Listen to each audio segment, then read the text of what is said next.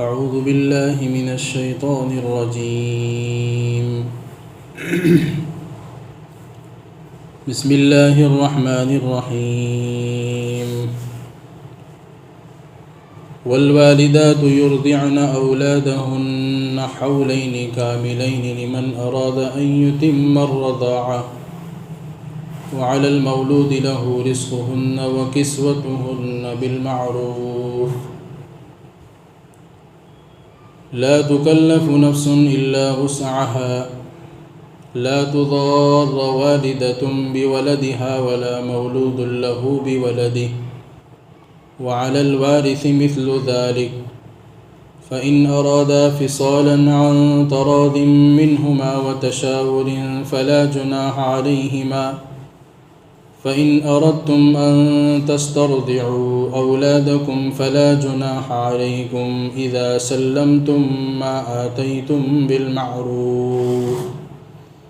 واتقوا الله واعلموا أن الله بما تعملون بصير۔ اور مائیں اپنے بچوں کو 2 سال مکمل دودھ پلائیں۔ یہ حکم اس کے لیے ہے جو دودھ پلانے کی مدت کو پورا کرنا چاہے۔ دودھ پیتے بچے کے والد پر ان عورتوں کا معروف طریقے سے کھانا اور کپڑا واجب ہے۔ کسی بھی شخص کو اس کی طاقت سے زیادہ تکلیف نہ دی جائے۔ یہاں پر تکلیف سے مراد وہ تکلیف نہیں جو ہم کسی کو تکلیف پہنچاتے ہیں، بلکہ تکلیف سے مراد جو ہے مشقت، بوجھ۔ نہ کسی ماں کو اس کے بچے کے ذریعے تکلیف دی جائے اور نہ کسی باپ کو، اور وارث کے اوپر اسی کے مانند ہے۔ بس اگر دونوں آپس کی رضامندی سے اور مشورے سے 2 سال پہلے ہی دودھ چھوڑانا چاہے تو ان دونوں کے اوپر یعنی ماں باپ کے اوپر کوئی حرج نہیں۔ اور اگر وہ یہ چاہیں کہ اپنے بچوں کو کسی دایا سے دودھ پلائیں، یعنی اپنی ماں کو چھوڑ کر کسی اور عورت سے دودھ پلائے، تو ان دونوں کے اوپر کوئی حرج نہیں، جبکہ اس دایا کو جو کچھ طے ہوا ہے اجرت کے اعتبار سے وہ پورا معروف طریقے سے دے دیں۔ اور اللہ رب العزت سے ڈرو اور جان لو کہ اللہ رب العزت وہ ساری باتیں دیکھتا ہے جو کچھ تم کرتے ہو۔ یہ سورۃ البقرہ کی آیت نمبر 233 ہے، جس کی تلاوت ہوئی، اس کا ترجمہ ہوا، اور پچھلی آیتوں سے اس کا ربط اس طرح ہے کہ پچھلی آیتوں میں مستقل جو ہے الطلاق مرتان سے واللہ یعلم وانتم لا تعلمون تک طلاق کا بہت زیادہ جو ہے تفصیل سے تذکرہ ہمارے سامنے آیا۔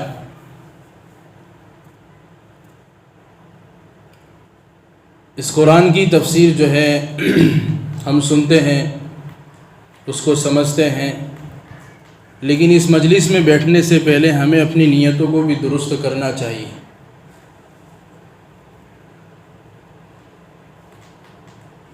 اور یہ دیکھنا چاہیے کہ ہم کیوں سنتے ہیں اور کیوں کہتے ہیں۔ اسی لیے کہ بڑا عمل ہو یا چھوٹا عمل ہو، آدمی کی نیت کے اوپر ڈیپینڈ کرتا ہے کہ اس عمل کے بعد اس کو فائدہ پہنچے گا یا نہیں پہنچے گا۔ تو اس لیے ہم جو ہے سب سے پہلے اپنی نیت کو درست کریں کہ ہم یہاں بیٹھتے کیوں ہیں۔ ہم یہاں بیٹھتے اس لیے ہیں کہ اللہ رب العزت کی اس کلام کو، اس قرآن مجید کو ہم اس کو سمجھیں اور سمجھ کر اس پر عمل کریں۔ صرف سمجھنا کافی نہیں ہے۔ ایک قرآن کا حق ہے اس کو صحیح طریقے پر پڑھنا، دوسرا قرآن کا اس کا حق ہے کہ اس کو صحیح طریقے سے سمجھنا، اور تیسرا قرآن کا حق یہ ہے کہ جس طرح سمجھا ہے اس طرح اس پر عمل بھی کرنا۔ تو پھر جو ہے یہ مجلس میں بیٹھنا میرے لیے اور آپ کے لیے جو ہے فائدے کی چیز ہوگی۔ تو بتا یہ رہا تھا کہ پچھلی آیتوں کے اندر جو ہے طلاق کا تفصیلی تذکرہ آیا، 3 طلاق کا مسئلہ بھی جو ہے ہمارے سامنے تفصیل کے ساتھ آیا قرآن حدیث کی روشنی میں۔ اسی طریقے سے جو لوگ 3 طلاق کو ایک کہتے ہیں اس کا بھی جو ہے تفصیل سے تذکرہ آیا۔ وہ ساری باتیں جو طلاق کے تعلق سے تھی وہ ساری باتیں جو ہیں پچھلی آیتوں کے اندر آ گئی۔ اس آیت کا پچھلی آیتوں کے ساتھ تعلق اور ربط یہ ہے کہ طلاق ہونے کے بعد اگر بچہ چھوٹا ہوتا ہے تو ماں باپ کے درمیان جو ہے ایک جھگڑا کھڑا ہو جاتا ہے عام طور پر، کہ باپ یہ چاہتا ہے کہ میں اپنے بچے کو رکھوں اور ماں چاہتی ہے کہ میں اپنے بچے کو رکھوں،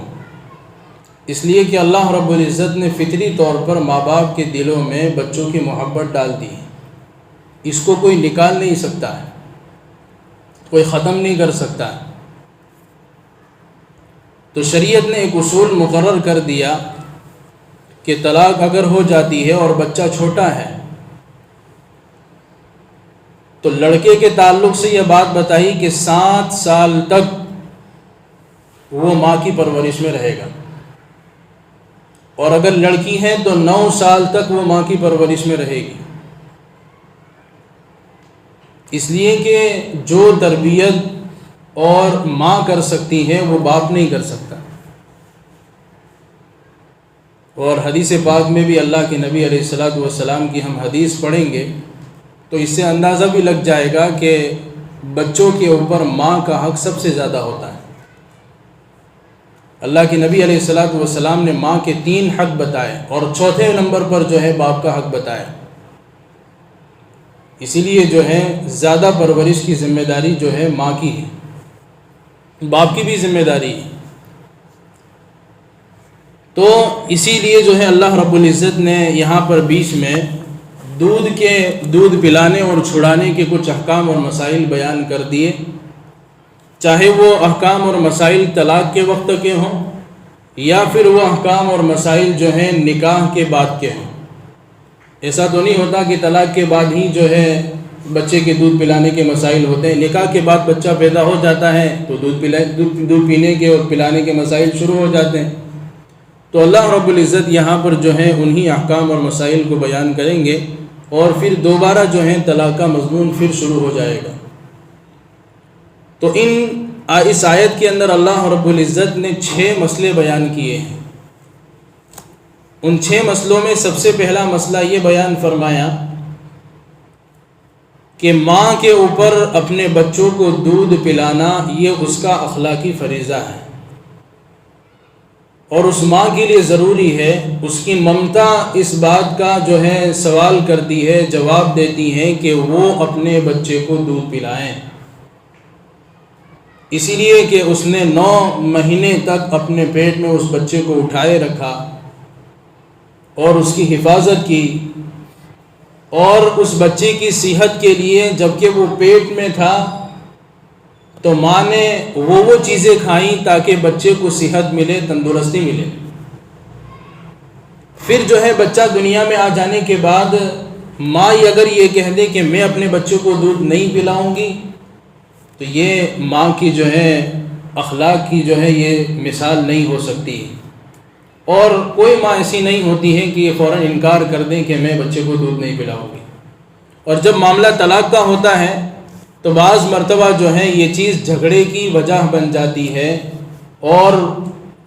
ظاہر سی بات ہے جب طلاق ہوتی ہے تو دونوں ایک دوسرے کے سامنے غصے کی شکل میں ہوتے ہیں، تو ماں کہہ دیتی کہ میں تیرے بچے کو دودھ نہیں پلاتی، جا تو کسی اور کو ڈھونڈ لے۔ تو یہ اللہ رب العزت نے خاص اس کے مسائل بیان کیے ہیں کہ تم اپنے جھگڑوں کی وجہ سے بچے کو مشکل میں مت ڈالنا، تم اپنے جھگڑوں کی وجہ سے اور اپنے ناک کو اوپر رکھنے کی وجہ سے بچے کو تکلیف مت دینا، اس لیے کہ بچہ معصوم ہے، اس نے کوئی گناہ نہیں کیا۔ تمہاری اپنی غلطی اور تمہارا اپنا گناہ اور تمہارے اپنے جھگڑے اپنی جگہ پر جو ہے ہو سکتے ہیں، لیکن بچے کا کیا گناہ ہے؟ بچے نے کیا کیا؟ خاص طور پر اللہ رب العزت اس لیے جو ہے مسائل کو صاف صاف بیان کر رہے ہیں۔ تو ماں کو سب سے پہلے یہ ذمہ داری دلائی کہ والوالدات یرضعن اولادہن، کہ مائیں اپنے بچوں کو دودھ پلائیں، یہ اللہ نے تاکید کی ہے۔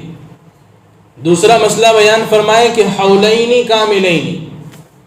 کہ دودھ کی پلانے کی مدت یہ بیان فرما دی کہ 2 سال دودھ پلانے ہیں، بچے کو 2 سال مکمل دودھ پلانا ہے، اور اسی پر جو ہے احکام رضاعت ثابت ہوتے ہیں۔ احکام رضاعت 2 سال کے اوپر ثابت ہوتے ہیں۔ اور حضرت امام مالک رحمۃ اللہ علیہ، اسی طرح امام احمد ابن حنبل رحمۃ اللہ علیہ، اسی طرح حضرات شیخین حضرت امام محمد اور امام ابو یوسف رحمۃ اللہ علیہ کی بھی رائے یہی ہے کہ بچے کو 2 سال دودھ پلایا جائے، اس کے بعد اس کو دودھ پلانا جو ہے بعض نے بھی جو ہے حرام کہا ہے۔ حالانکہ دوسری روایتوں کے میں جو ہے یہ بات بھی ملتی ہے کہ بچے کو 2 سال اور اس کے اوپر 6 مہینے بھی دودھ پلایا جائے۔ امام ابو حنیفہ رحمۃ اللہ علیہ کی اس حدیث کی وجہ سے یہ رائے ہے کہ بچے کو 2 سال اور 6 مہینے دودھ پلایا جائے، یعنی کل 30 مہینے دودھ پلایا جائے، تاکہ احکام رضاعت مکمل طور پر ثابت ہو جاوے۔ لیکن جمہور علماء کی رائے یہی ہے اور فتویٰ بھی اسی پر ہے کہ 2 سال ہی بچے کو دودھ پلانا ہے۔ پھر آگے اللہ رب العزت نے تیسرا مسئلہ یہ بیان فرمایا لمن اراد ان یتم الرضاعہ، کہ یہ حکم اس کے لیے ہے جو رضاعت کی مدت کو پورا کرنا چاہے۔ رضاعت کی مدت کو کیا کرنا چاہے؟ پورا کرنا چاہے، یہ حکم ان لوگوں کے لیے ہے۔ وَعَلَى الْمَوْلُودِ لَهُ رِزْقُهُنَّ وَكِسْوَتُهُنَّ بِالْمَعْرُوفِ۔ تیسرا مسئلہ اللہ رب العزت نے یہاں پر یہ بیان فرمایا کہ دودھ پیتے بچے کے والد کے اوپر ان عورتوں کا معروف طریقے سے کھانا اور پینا واجب ہے۔ ایک کھانا اور پہننا واجب ہے۔ کیا مطلب؟ ایک حکم جو ہے نکاح کے بعد کا ہے اور دوسرا حکم جو ہے طلاق کے بعد کا ہے۔ امام ابو حنیفہ رحمۃ اللہ علیہ اس آیت کی تفسیر میں اور اس آیت کے اندر جو ہے یہ مسئلہ بیان یوں فرماتے ہیں کہ اگر جو ہے عورت نکاح کے اندر ہے اور بچہ پیدا ہوا ہے، تو بچہ پیدا ہونے کے بعد ماں کے ذمے تو ہے ہی کہ وہ دودھ پلائے، لیکن جس طرح جو ہے ذمہ داریاں شوہر کے اوپر پوری اپنی بیوی کی ہوتی ہے، تو بیوی کو اس بات کی اجازت نہیں ہے کہ اپنے شوہر سے دودھ پلانے کا خرچہ بھی مانگے، اس لیے کہ وہ تو ذمہ داری ساری اٹھا ہی رہا ہے، کھانے کی، پینے کی، پہننے کی، مکان کی، ساری ذمہ داری اٹھا رہا ہے۔ تو عورت کو یہ حق نہیں بنتا نکاح کی حالت میں کہ وہ اپنے شوہر سے یوں کہیں کہ میں دودھ پلاتی ہوں تو دودھ پلانے کا خرچہ بھی تمہیں دینا ہوگا، یہ اس کے لیے درست نہیں ہے۔ اور ایک معاملہ جو ہے طلاق کے بعد کا ہے، ایک معاملہ کب کا ہے؟ طلاق کے بعد کا۔ ہم اس کو اچھی طرح سے سمجھیں۔ طلاق ہو جانے کے بعد عدت گزرتی ہے عورت کی، تو عدت کے درمیان جو ہے شوہر کے اوپر نان نفقہ اور خرچہ عورت کا واجب ہوتا ہے کہ اس کو دینا ہے۔ تو وہ عدت کے درمیان میں بھی عورت اگر اپنے بچے کو دودھ پلاتی ہے تو اس عورت کو اجازت نہیں ہے کہ اپنے شوہر سے دودھ پلانے کا خرچہ مانگے، کیونکہ وہ نان نفقہ تو اس کو عدت کا مل ہی رہا ہے۔ ہاں اگر جو ہے عدت ختم ہو گئی لیکن دودھ پلانے کی مدت ختم نہیں ہوئی، عدت ختم ہو گئی، جیسے پچھلی جو ہے طلاق کی تفسیر میں ہمارے سامنے یہ بات آ گئی کہ طلاق اگر دی جاتی ہے تو 3 حیض گزر جائیں تو عدت ختم ہو جاتی ہے، تو عدت ختم ہو گئی لیکن دودھ پلانے کی مدت ختم نہیں ہوئی، 2 سال ابھی مکمل نہیں ہوئے ہیں۔ پھر اب جو ہے بیوی کو اور اس عورت کو اس بات کا اختیار ہے کہ وہ اپنے شوہر سے دودھ پلانے کا خرچہ مانگے، اس لیے کہ اب مکمل طور پر نکاح کیا ہو گیا؟ ٹوٹ گیا، ختم ہو گیا۔ اب جو ہے عورت کو اس بات کا حق ہے کہ اپنے پہلے شوہر سے یوں کہیں کہ میں بچے کو دودھ پلاتی ہوں تو آپ مجھے خرچہ دیں، اور خرچہ بھی ڈبل، کیسا خرچہ؟ اللہ رب العزت نے ایک تو یہاں پر یہ بیان فرمایا وَعَلَى الْمَوْلُودِ لَهُ، دودھ پیتے بچے کے باپ پر معروف طریقے سے رزقهن وکسوتهن، کہ اس کا کھانا بھی اور اس کا پہننا بھی، یعنی کھانے کے خرچے بھی اور کپڑے پہننے کے خرچے بھی اس ماں کو پہنچانے، اور بچے کا خرچہ الگ، دودھ پینے کا جو اس کا خرچہ ہو۔ تو یہ دو خرچے کس کے ذمے ہو گئے؟ باپ کے ذمے ہو گئے۔ لیکن کب؟ عدت ختم ہو جانے کے بعد اگر دودھ پلانے کی مدت جو ہے باقی ہے تو، اگر دودھ پلانے کی مدت بھی ختم ہو گئی تو اب جو ہے بیوی کو اس بات کا اختیار نہیں ہے کہ اپنے شوہر سے کوئی خرچہ مانگے۔ تو اللہ رب العزت نے اس مسئلے کو ذرا صاف طور پر بیان فرما دیا ہے کہ خرچہ کس کے اوپر ہے، اور قربان جائیے ہماری شریعت کے اوپر، دین کے اوپر، ان احکاموں کے اوپر کہ اللہ رب العزت نے کتنی باریک چیزیں جو ہیں قرآن کے اندر بیان کر دی ہیں خرچے کے تعلق سے۔ ظاہر سی بات ہے کہ عدت ختم ہو جانے کے بعد عورت اکیلی ہو جاتی ہے، ماں جو ہے اس کے جو رشتہ دار وغیرہ ہیں ان سے کوئی امید نہیں ہوتی، بھائیوں سے کوئی امید نہیں ہوتی زیادہ تر، اور نہ اپنے باپ سے کوئی امید ہوتی ہے۔ اس کی ایک ہی امید ہے اپنے بچے کی پرورش کے لیے کہ وہ اس کا باپ جو ہے اس کو خرچہ لا کر دے۔ اگر شریعت نے حکم نہ رکھا ہوتا تو بچوں کی پرورش نہیں ہوتی۔ ہو سکتا ہے کہ وہ ماں جو ہے اپنے اس بچے کو کسی اناتھ آشرم میں جا کر رکھ آتی کہ کون اس بچے کو پالے گا، کون خرچہ اٹھائے گا، کون میرے جو ہے مستق جو ہے سارا جو ہے رزق وغیرہ اور کپڑے وغیرہ کا انتظام کرے گا۔ لیکن اللہ رب العزت نے راستے کھول دیے اس بچے کی پرورش کے۔ اور آگے اللہ رب العزت نے شریعت کا جو ہے ایک یوں سمجھے کہ ایک اصطلاح بیان فرمائی اور شریعت کا ایک مزاج بیان فرمایا، لا تکلف نفس الا وسعها۔ اللہ رب العزت یہاں کہتے ہیں کہ کسی کو بھی، ایک عام بات بیان کر رہے ہیں کہ کسی شخص کو بھی اس کی طاقت سے زیادہ تکلیف نہ دی جائے، بوجھ نہ دیا جائے۔ اب شوہر جو ہے بیچارہ مالی وسعت اتنی نہیں ہے، روزانہ لا کر کمانے والا ہے اور کھانے والا ہے، بیوی کہہ رہی کہ نہیں مجھے مہینے میں جو ہے 2000 چاہیے، مہینے میں کیا چاہیے؟ 2000 چاہیے، کہیں سے بھی لا کر دو۔ یہ بیوی کو اس بات کی اجازت نہیں ہے، اس لیے کہ خود اللہ رب العزت قرآن مجید میں دوسری جگہ ارشاد فرماتے ہیں کہ ہم بھی، یعنی خود اللہ رب العزت بھی کسی انسان کے اوپر اتنا بوجھ نہیں ڈالتے کہ اس کی طاقت سے زیادہ ہو۔ ہمارے جتنے بھی احکام ہیں شریعت کے وہ ہمارے مزاج کے مطابق ہے اور ہماری طاقت کے مطابق ہے، کوئی ہماری طاقت سے زیادہ نہیں ہے۔ اگر ہم نہیں کر سکتے ہیں تو وہ ہمارے جو ہے نہ سمجھی کی وجہ سے یا ہماری طاقت نہ ہونے کی وجہ سے ہم نہیں کر سکتے، لیکن اگر آدمی ان احکام پر عمل کرنا چاہے تو بڑی آسانی کے ساتھ عمل کر سکتا ہے۔ دین بہت آسان ہے، لیکن نہ کر کے ہمیں کیا لگتا ہے کہ بہت مشکل ہے، اس لیے کہ ہم نے کبھی اس کو اپنی زندگی میں عملی طور پر داخل نہیں کیا، تو آدمی کیا لگتا ہے کہ بہت مشکل کام ہے، حالانکہ کوئی مشکل کام نہیں ہے، کرنے والے کے لیے سب کچھ آسان ہے، کرنے والے کے لیے سب کچھ آسان ہے۔ تو اللہ رب العزت نے یہاں بیان فرمائے کہ لا تکلف نفس الا وسعها، اور آگے جو ہے اللہ نے اس کی وضاحت بھی بیان فرما دی، لا تضار والدۃ بولدها ولا مولود بولدہ ولا مولود له بولدہ، کہ نہ کسی ماں کو اس کے بچے کی وجہ سے تکلیف دی جائے اور نہ کسی باپ کو اس کے بچے کی وجہ سے تکلیف دی جائے۔ ماں کو تکلیف دینے سے کیا مراد ہے؟ ماں کو تکلیف دینے سے مراد یہ ہے کہ ماں تو چاہتی ہے کہ دودھ پلائے بچے کو، ماں تو چاہتی کیا؟ دودھ بچے کو پلائے، لیکن باپ کہتا ہے کہ نہیں میں جو ہے تجھے دودھ پلانے نہیں دوں گا، میں کسی اور دایا کو بلاؤں گا، کسی اور انا کو بلاؤں گا۔ اب ماں کی ممتا سے جو ہے کھلواڑ ہو رہا ہے، ماں تو چاہتی ہے کہ دودھ پلائے لیکن باپ منع کر رہا ہے، تو گویا ہم نے ماں کو اپنے بچے کی وجہ سے کیا دی؟ تکلیف پہنچائی۔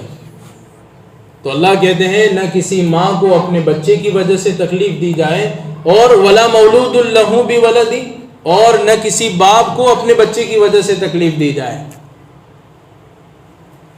باپ کو تکلیف دینے سے مراد یہی ہے جو اوپر ذکر کیا گیا کہ ماں جو ہے اپنے بچے کا خرچہ جو ہے ڈبل مانگ رہی ہے، زیادہ مانگ رہی ہے، اس کی طاقت سے زیادہ مانگ رہی ہے، حالانکہ اس آدمی کی طاقت نہیں ہے، اس کی اتنی وسعت نہیں ہے کہ وہ لا کر دے اتنا خرچہ، لیکن ماں کہتی ہے کہ نہیں لا کر دینا پڑے گا۔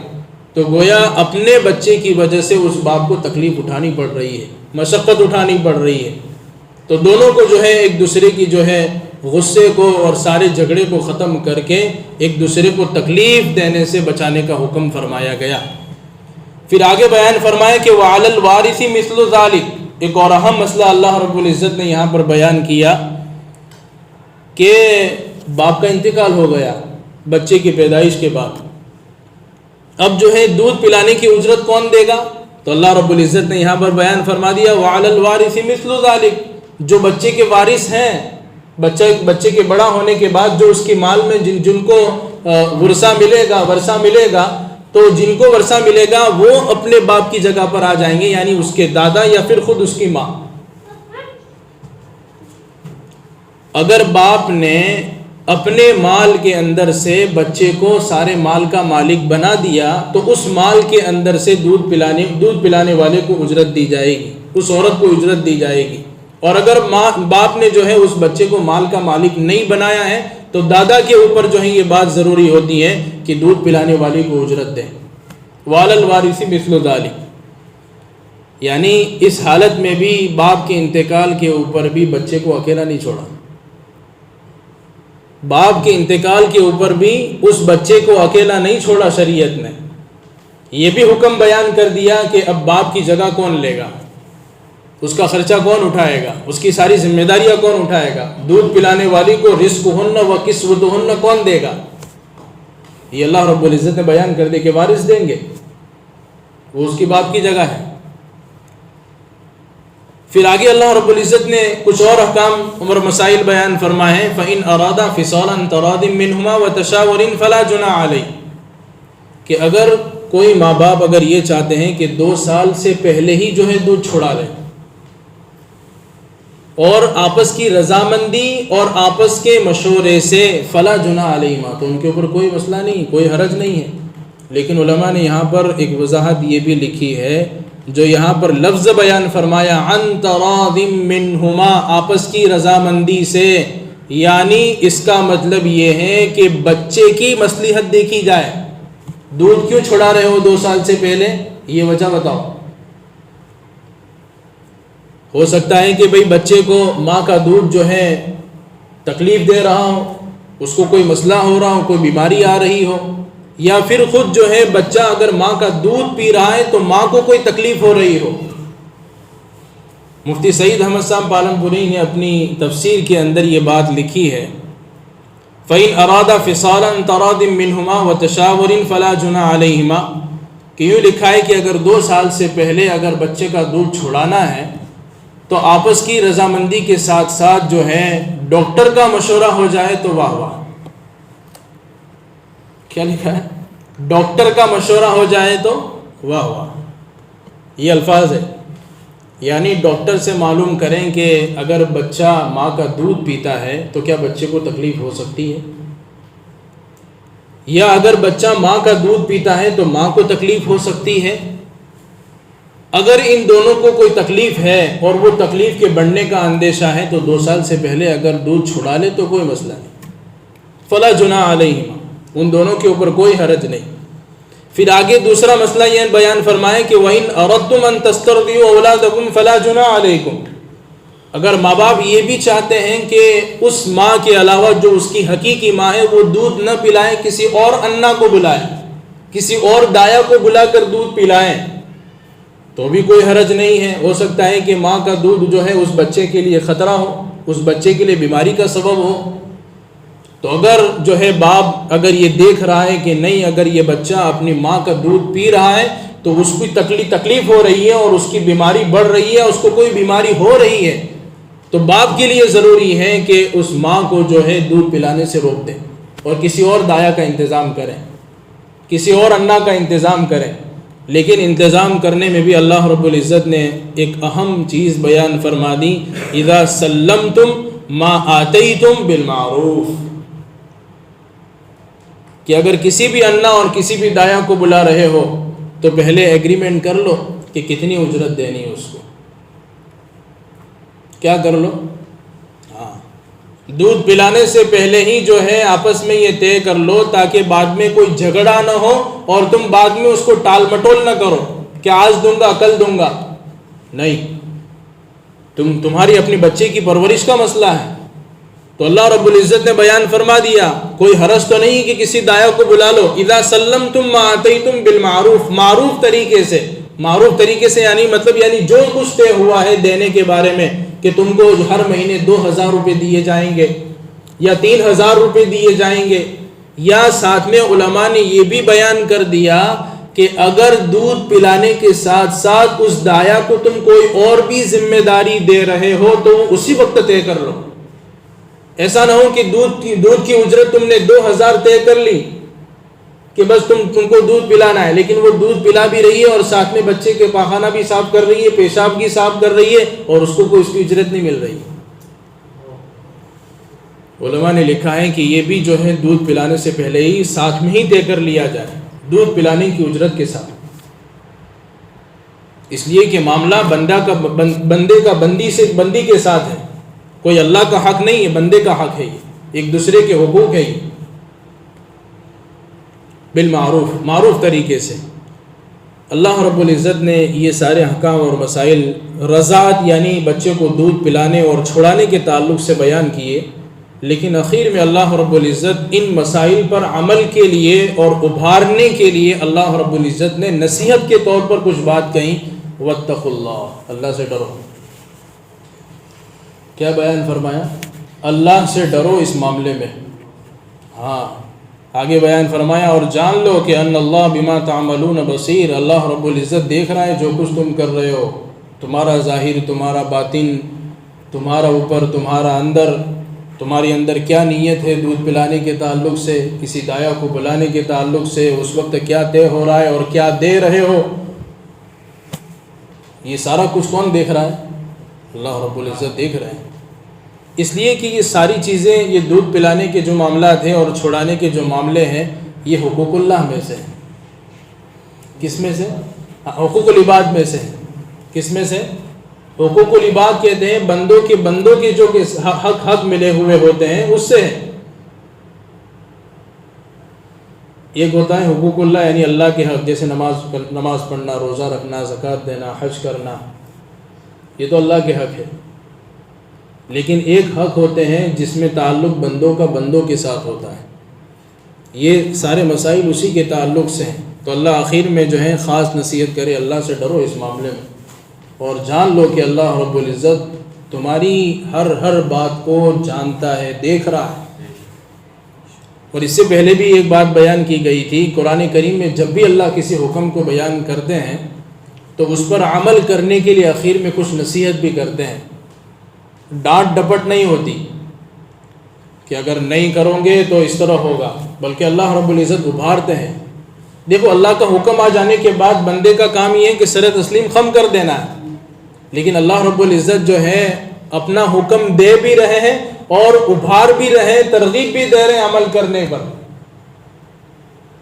کتنی ذرہ نوازی ہے اور کتنی اللہ رب العزت کی جو ہے کرم فرمائی ہے کہ حکم بیان بھی کرتے ہیں بندوں کو کہ یہ اللہ رب العزت کی طرف سے حکم آیا ہے، اور اس حکم پر عمل کرنے کے لیے ابھار بھی رہے تاکہ بندہ کرنے والا بن جائے۔